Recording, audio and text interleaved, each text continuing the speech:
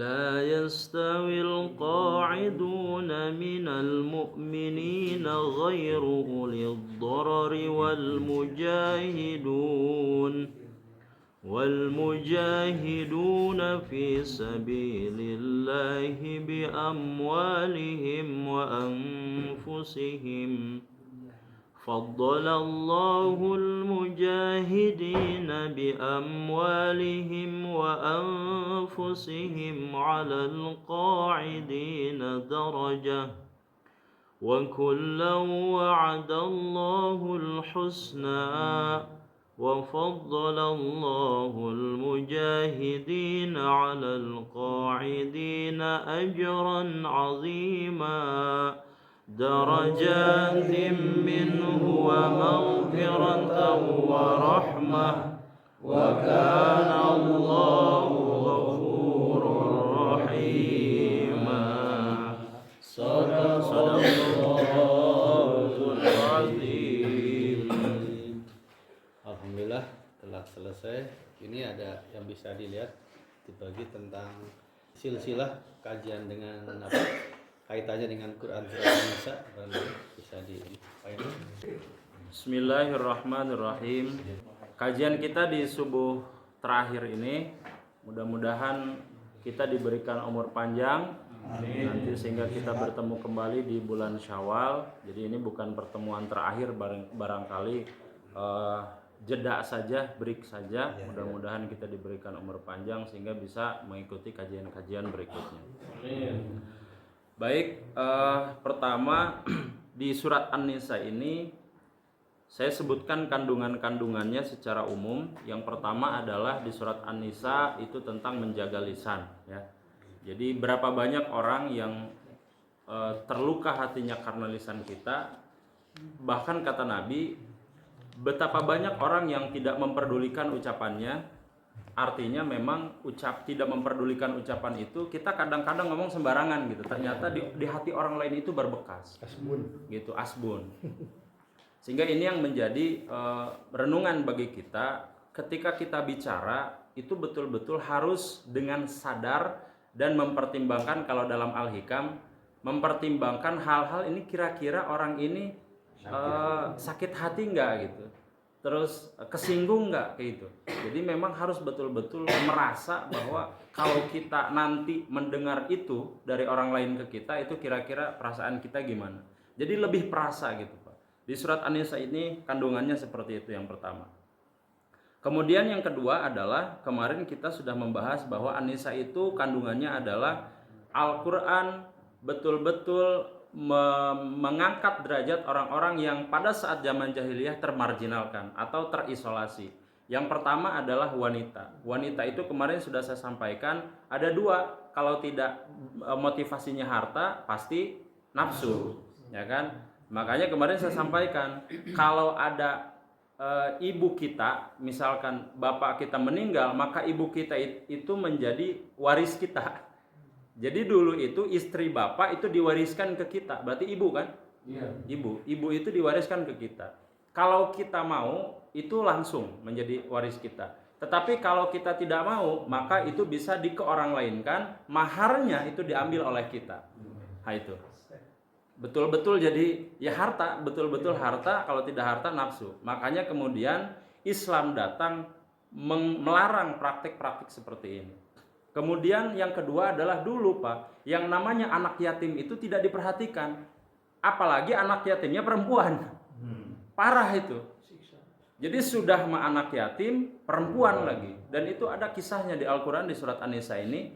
Bagaimana anak yatim itu, kalau misalnya dia seorang pewaris, ini seorang pewaris harta nih. Misalkan saya mamangnya nih. Maka saya gimana caranya maksa si orang itu, si perempuan ini supaya menikah dengan saya. Tujuannya cuma harta Pak.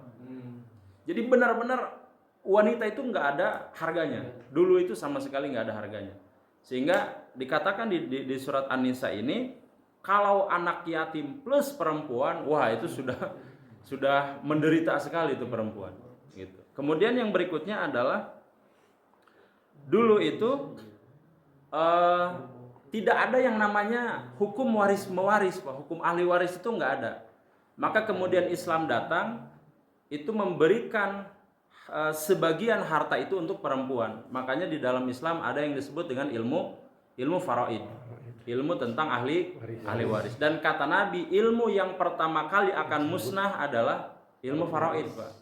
Ahli waris ini ilmu yang pertama kali akan musnah karena jarang digunakan jadinya. Gitu. Jadi sembarangan orang membagi-bagikan harta jeung maneh tanpa melihat iya sesuai agama enggak, kan begitu. Wasiat ini sawah jeung maneh. Itu kira-kira sesuai enggak dengan tuntunannya? Makanya kata Nabi betul, ini ilmu faraid adalah ilmu yang pertama kali akan musnah gitu. Nah, kaitan dengan perempuan ini maka kemudian turun nikahilah 2-3 perempuan, 2-3-4 perempuan. Ini Pak, kalau kita perhatikan di surat An-Nisa ini sama sekali tidak ada kaitan dengan nafsu. Karena pada saat itu masyarakat perempuan jahiliyah itu betul-betul tertindas. Bayangkan satu orang itu berarti bisa punya banyak banyak, kalau sekarang banyak suami gitu Pak. Bisa dibayangkan itu. Karena kalau misalnya saya suka sama istri si A gitu, itu main hajar aja, nggak ada urusan. Apalagi pembesar Quraisy waktu itu, kalau mau udah aja ambil, nggak ada urusan gitu Pak. Jadi benar-benar nggak ada harganya. Tapi begitu Islam datang, kemudian mengatur tentang hukum mahram nanti yang akan kita bahas sebentar lagi, itu menjadi jelas siapa yang boleh dan tidak boleh dinikahi gitu. Jadi 2-3-4 perempuan itu untuk menjawab perihal ini. Jangan sampai nanti perempuan-perempuan itu dilecehkan. Dan sekarang sudah nggak ada Pak. Jadi kalau kita menikah 2-3-4, balik lagi ke motivasinya apa? Di situ kan ada adil ya ujungnya ya. Tapi di ayat lain di Al-Quran mengatakan bahwa manusia tidak akan pernah adil. Begitu. Jadi adil di sini adalah menjawab tentang masalah wanita yang tidak sama sekali dihargai. Kalau terjadi seperti itu lebih baik dinikahi. Tetapi kalau memang tidak terjadi kondisi itu, berarti tidak ada ini. Jadi pahaminya begitu Pak ya. Gitu. Jadi runutan dari 2-3-4 perempuan yang boleh kita nikahi itu ini gitu.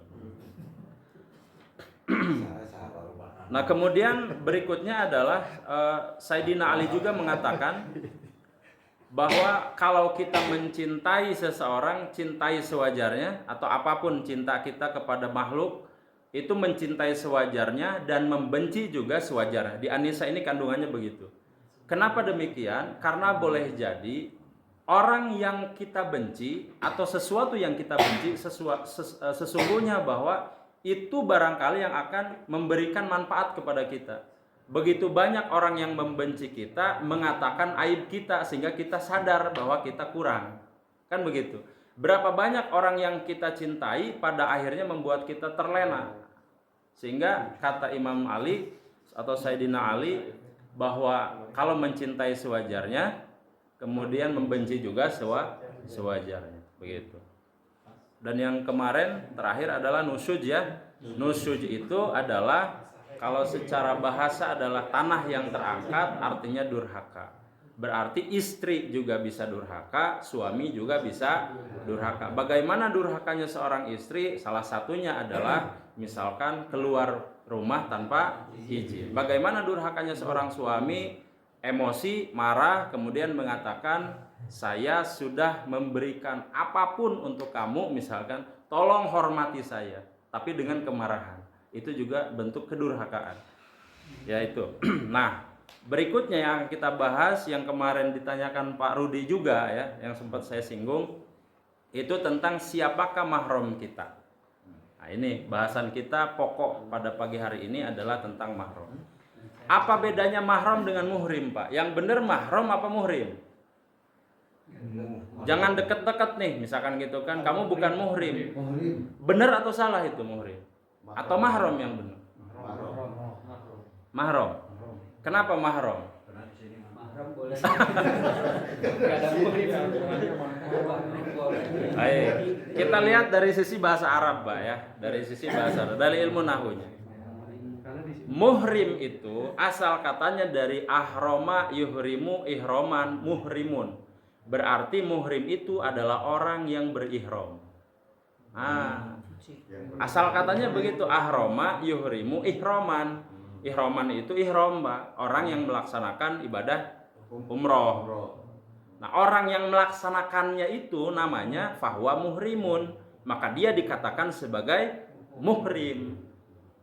Berarti muhrim itu kalau kita pakai untuk menyatakan bahwa dia bukan orang yang berhak kita nikahi atau orang yang tidak boleh kita nikahi, namanya mahram. Begitu. Jelas sampai sini. Ini pentingnya ngaji nih, Pak. Orang yang tidak boleh dinikahi. Ya, mahram namanya. Begitu. Sampai sini jelas ya. Kalau yang ngaji ngomongnya jangan bukan muhrim, bukan mahram namanya. Kita Gitu ya. Nah, sekarang mahram dari sisi bahasa sudah dibahas. Sekarang mahram itu terbagi dua. Namanya ada mahram mu'abbad, yang keduanya adalah mahram mu'aqqad. Mu'abbad dengan mu'aqqad. Mahram mu'abbad adalah seseorang yang tidak boleh dinikahi selamanya. Jadi salilana ya Pak, tekenging dinikahi. Namanya mahram mu'abbad. Gitu. Ada 3 kategori kemarin saya sampaikan, yaitu adalah hubungan nasab, hubungan pernikahan, hubungan sepersusuan. Itu tidak boleh dinikahi, ya. Kemudian yang keduanya adalah mu'aqqad. Mu'aqqad itu sementara waktu tidak boleh, tetapi kalau nanti kondisinya sudah berubah maka boleh. Contoh, pamajikan batur, Pak. Pamajikan batur kan nggak boleh menaya salakian, Pak.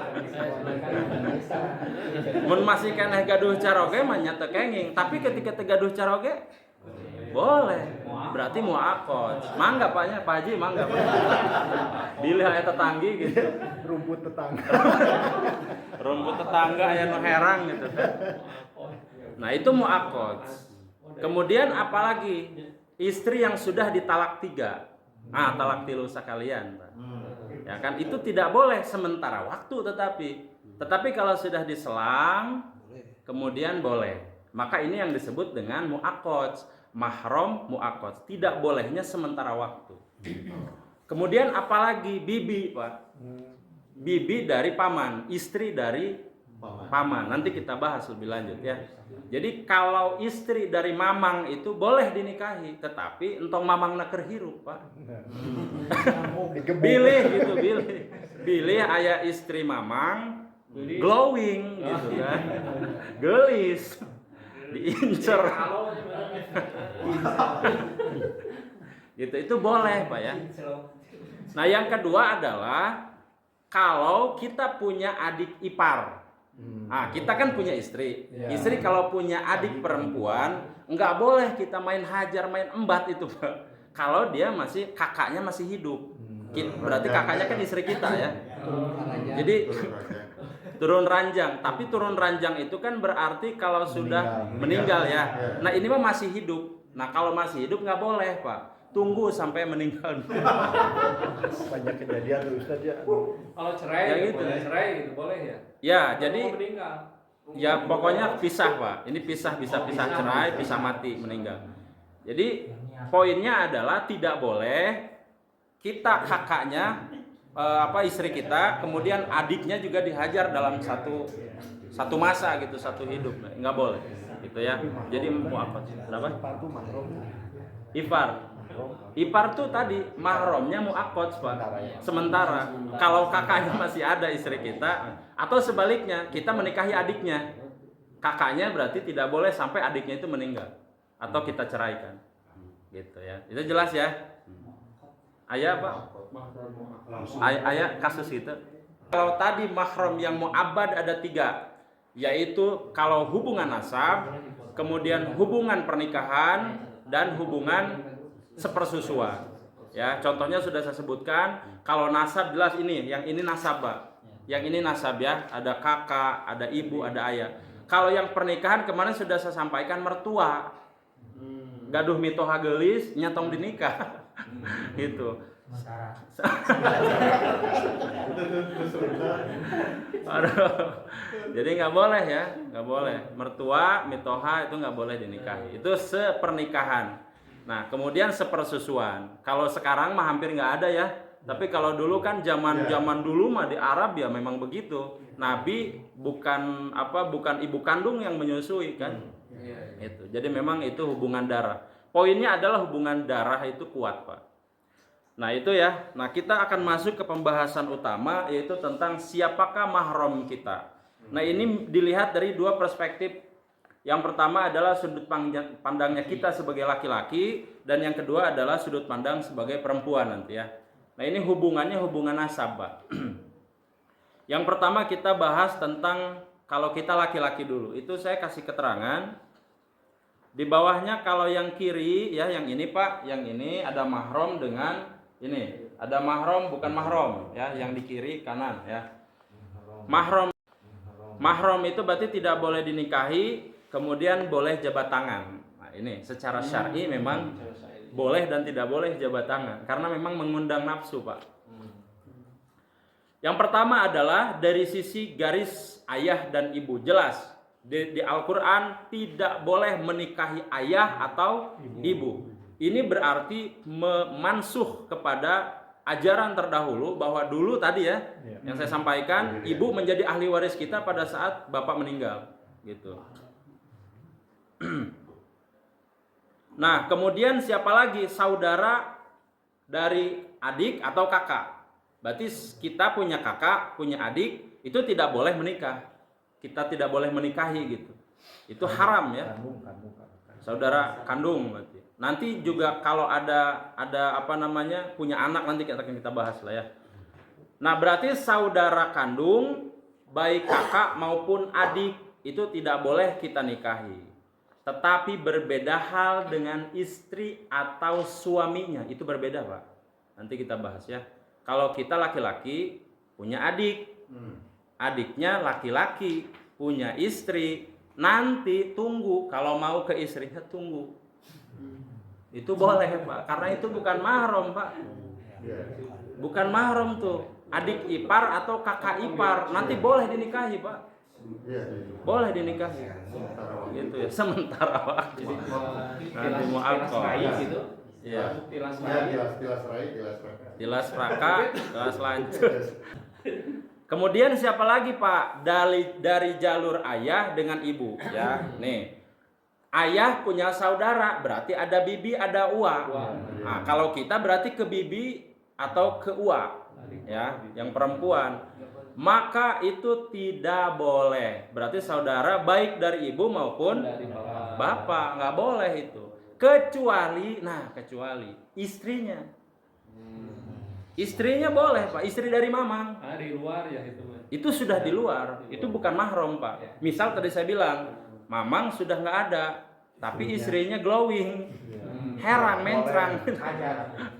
Kalau mau, mangga. Begitu ya. Jadi jelas sampai sini, Pak?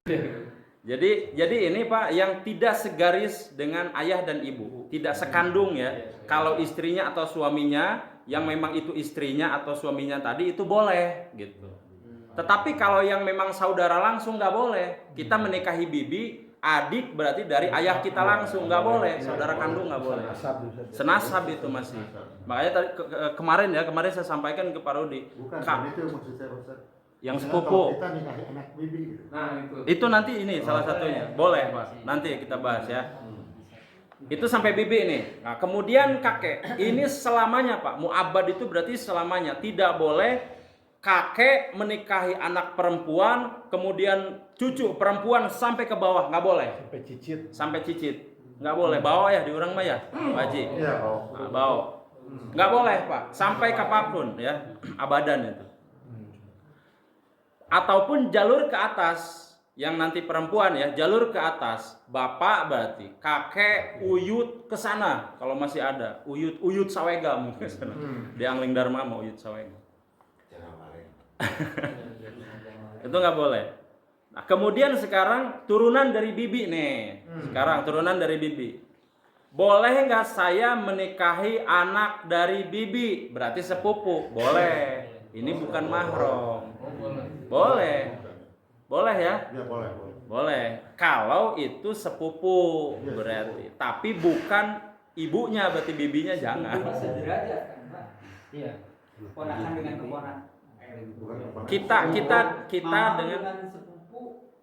mamang dengan Halo, nggak bisa kan? nggak bisa. Kalau sekandung dengan ayah dan bapaknya nggak bisa. Sepupu sama Sama sepupu. sepupu maksudnya. sama sepupu mah Boleh. bisa. Bisa. Berarti sudut pandang sepupu itu dari kakek, Pak. Ya. Dari kakek kalau sudut pandang sepupu kan anaknya itu dari ini ayah, bibi. Ayah kita punya anak kita, bibi punya anak. Berarti sepupuan itu karena ada kakek kan? Ya, Nah, boleh. bener Boleh, nggak? itu boleh. Nah itu boleh, boleh itu Pak. Anak bibi, anak mamang boleh Boleh. kita nikahi. Begitu. Sampai sini jelas nggak Pak? Jelas ya. Baik, ini berlaku baik dari saudara ibu maupun saudara kakek ya, saudara ayah gitu. Itu boleh. Kemudian kita yang bawah nih, kalau itu sudah clear, kemudian ke bawah yang perempuan. Bagaimana kalau kasusnya perempuan? Tinggal dibalik saja Pak. Tinggal dibalik saja. Secara poinnya sama. Berarti kalau perempuan mahramnya itu adalah ayah, ibu, kakek. Ya, yang jelas yang ibu mah nggak mungkin lah ya. Ayah, kakek, saudara sekandung, laki-laki, baik kakak maupun adik. Kemudian siapa lagi? Mamang, nggak boleh. Itu kan. Kemudian siapa lagi? Wah, nggak boleh. Tapi kalau anaknya boleh. Nah, jelas ya Pak ya? Jelas. Itu penjelasan An-Nisa ayat 23. Ini penjabarannya seperti ini. Sampai sini jelas ya Pak? Jelas. Mudah-mudahan jelas ya. Jadi sekali lagi, mahram adalah yang benar untuk mengucapkan orang yang tidak boleh dinikahi atau disentuh. Berjabat tangan pun tidak boleh dalam Islam Pak. Imam An-Nawawi menjelaskan di dalam kitabnya ya, di fikih itu tentang mahram itu secara khusus. Jadi mahram itu berjabat tangan pun itu tidak boleh. Berarti kita misalkan ke adik ipar atau kakak ipar secara syar'i itu tidak boleh berjabat tangan. Karena ada nafsu di situ, Pak. Bukan mahram tadi. Atau tadi suami dari bibi.